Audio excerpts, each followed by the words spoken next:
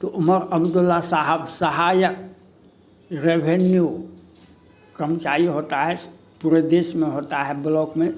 हम लोग जब पढ़ते थे तो सबसे छोटा कर्मचारी को राजस्व कर्मचारी कहा जाता था, सबसे छोटा कर्मचारी है।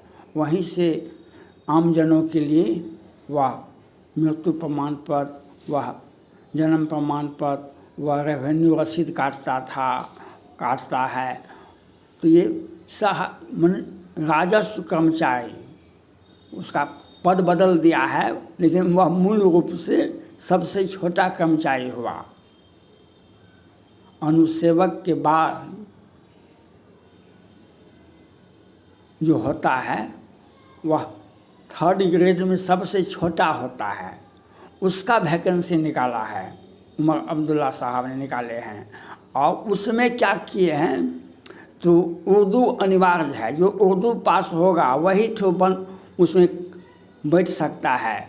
उमर अब्दुल्ला साहब, आपने तो मुसलमानों को, आपके पिताजी मुफ्ती महबूबा, जितने भी मुख्यमंत्री बने हैं जम्मू कश्मीर में, मुसलमानों को तो आतंकवादी बनाया। मुसलमानों को आतंकवाद, अपने बच्चे आपके बेटे में पढ़ते हैं, आपके परिवार के बच्चे, कोई भी मुख्यमंत्री का बच्चा जम्मू कश्मीर में नहीं पढ़ता है। कोई भी मुख्यमंत्री का बेटा दिल्ली, जम्मू कश्मीर में, वह जम्मू कश्मीर में नहीं रहता है, वह लंदन में रहता है। और वहाँ के स्थानीय मुसलमानों को 500 रुपया दे दो और वह पत्थर फेंकेगा। तो शिक्षा कहाँ से मिलेगी? शिक्षा कहाँ से मिलेगी? आपको उर्दू के प्रति, मुसलमानों के प्रति अगर हमदर्दी है तो आप लोअर स्कूल में, मिडिल स्कूल में, हाई स्कूल में, कॉलेज में उर्दू का प्रोफेसर बहाली करवाइए। उर्दू का हाई स्कूल में भी उर्दू का टीचर होना चाहिए, मिडिल स्कूल में भी उर्दू का टीचर होना चाहिए, लोअर स्कूल में भी उर्दू का टीचर होना चाहिए। तो आप तो बहाली कैसे करेंगे? बहाली कैसे? उर्दू पास होगा विद्यार्थी तब तो वह BA MA करेगा, तब तो मदरसा से तो सर्टिफिकेट आप दे सकते हैं, मदरसा का सर्टिफिकेट तो आप निर्गत कर सकते हैं। हाई स्कूल का सर्टिफिकेट कैसे निर्गत कीजिएगा? कॉलेज का सर्टिफिकेट कैसे निर्गत कीजिएगा? क्योंकि आपने तो वहाँ के मुसलमानों को आतंकवादी बनाया।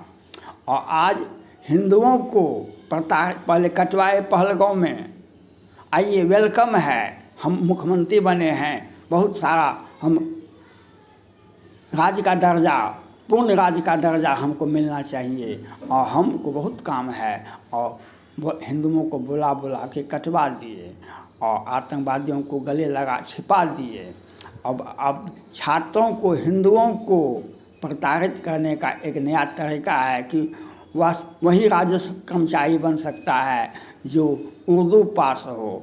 तो इंग्लिश हिंदी वाले भारत में आप अंग्रेजी क्या कहते हैं? तमिलनाडु में तमिल भाषा है, अंग्रेजी भी है तो हिंदी भी तो है। हिंदी को आप इग्नोर नहीं कर सकते हैं, अंग्रेजी को आप इग्नोर नहीं कर सकते हैं। हिंदी तो हमारी राष्ट्रीय भाषा है, हिंदी को तो आप कहीं भी नहीं छू सकते हैं। हाँ, आपके दिल में पाकिस्तान बसता है तो पाकिस्तान से अराइव कर लीजिए उर्दू वाले को, क्योंकि आपने जम्मू कश्मीर को आतंकवादी शरण स्थली बनाया है। आपके बच्चे कैसे, मुसलमान भाई के बच्चे स्कूल जाएंगे, कॉलेज कैसे जाएंगे? क्योंकि पुलिस सेना उसको खोज रही है, वह पत्थरबाज है। तो आपको बहाली करना है तो माहौल तैयार कीजिए उर्दू के प्रति। उर्दू अच्छी भाषा है, लेकिन वह एसेंशियल नहीं है हिंदुओं के लिए, वह देशवासियों के लिए एसेंशियल नहीं है, वह मुसलमानों के लिए है एसेंशियल। मुसलमानों को उसका भी ऑलराउंड डेवलपमेंट उर्दू से नहीं होगा। उर्दू एक भाषा के रूप में प्रयोग किया जाएगा। उर्दू एक द्वितीय राष्ट्रभाषा है, लेकिन द्वितीय राष्ट्रभाषा है तो आप जम्मू कश्मीर में आप हिंदी को तो आप कैसे इग्नोर कर दिए, अंग्रेजी को कैसे इग्नोर कर दिए? आपको दिल में जो रहम है, जो हम मुसलमानों के संरक्षक हैं, कोई भी वहाँ के जम्मू कश्मीर के मुख्यमंत्री मुसलमानों के संरक्षक नहीं हैं। वे आतंकवादियों के संरक्षक रहे हैं, आज भी हैं और भविष्य में भी रहेंगे। वह दिन दूर नहीं है, वह दिन दूर नहीं है जब हम जम्मू कश्मीर को इजराइल के हवाले कर देंगे। जो हमारे दो के बदले हमारे 20 आज जम्मू कश्मीर के